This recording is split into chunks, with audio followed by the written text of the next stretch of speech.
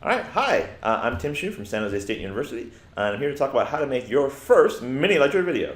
Most of the time I'll be talking about the most difficult and most important question to answer, which is what kind of video do you want to make?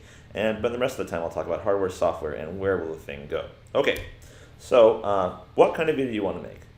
Well, the standard solution for this, what the standard styles we're doing in mini lecture video include, one, narrated slides with screen captures, which is what I'm doing here. There's a little talking head in the corner. Hi, it's me in the corner. And then you make projector slides as if you're doing computer talk. A second and related solution involves doing a written lecture on a whiteboard software and a similar screen capture. And you could, of course, also have the talking head in the corner. Written lectures are probably the best way to do it.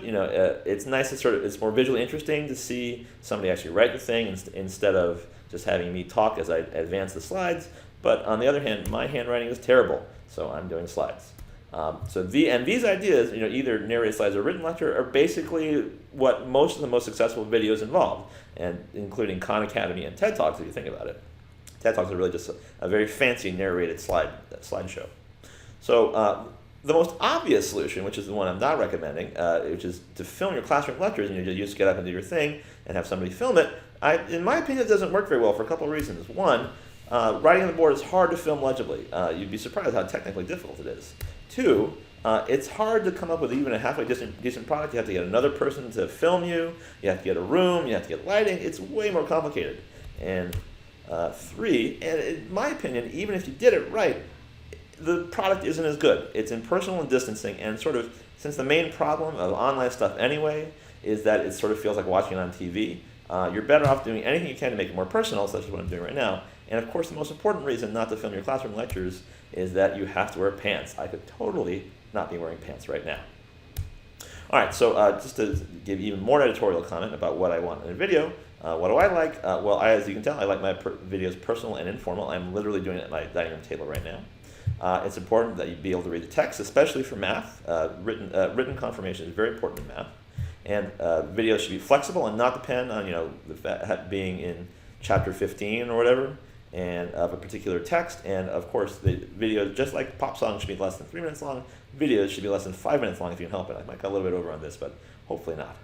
Anyway, as you can tell, I'm certainly not worried about having high quality production values to make up for that. But your mileage may vary. You may want some fancy graphics, who knows? But that's what I think. All right, so if you want to do what I did, what hardware do you need? Well, you'll need lots of disk space. Think terabytes.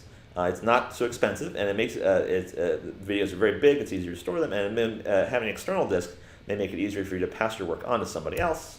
And you also definitely want a high-quality microphone. This is like the most expensive, nicest microphone I've ever had. But your laptop webcam, as you can tell, is probably good enough because who wants to see me anyway?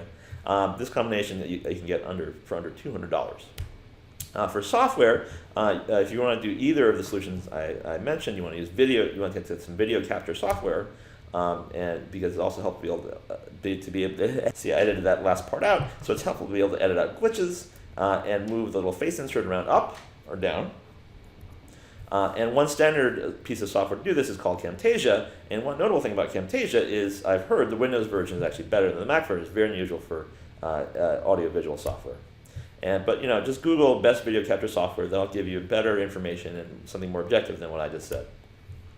Right? What software should you use for slides? If you're going to do slide talk, essentially, well, whatever you'd use for a slide talk, that is, basically some form of PowerPoint.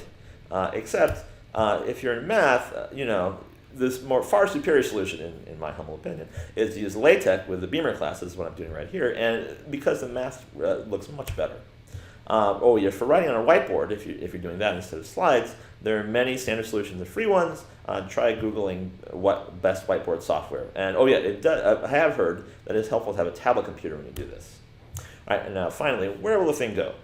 For prototyping, it's much faster and easier to put it on YouTube, probably. Sort of the standard place for things to go. Though, hi, CSU system, I'm really not putting anything terrible on this. But as time goes by, eventually you're probably better off going through official university channels. So basically, so you can get your lawyers on your side. I say that not just because my wife is a copyright lawyer, but it's really important to have. You'd be surprised what kind of legal trouble you can get in this sort of thing.